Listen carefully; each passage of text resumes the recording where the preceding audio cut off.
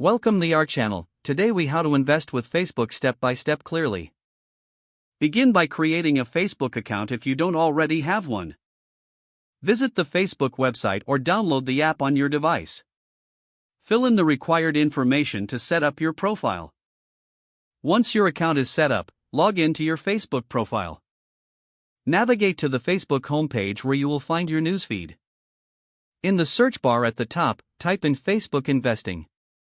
Look for groups or pages dedicated to investment advice and strategies. Join relevant investment groups to connect with experienced investors. Review the discussions and posts shared within these groups. Take note of valuable insights and tips shared by group members. Search for investment-related events hosted by Facebook. Attend webinars or live sessions to gain knowledge from experts. Consider following notable financial pages or influencers on Facebook. Engage with their content to stay updated on trending investment opportunities. Explore Facebook Marketplace to discover investment opportunities in local businesses. Use the search function to find businesses looking for investors. Reach out to business owners to inquire about investment possibilities. Research investment firms or services promoted on Facebook. Evaluate their offerings to determine if they align with your investment goals. Set a budget to guide your investment decisions.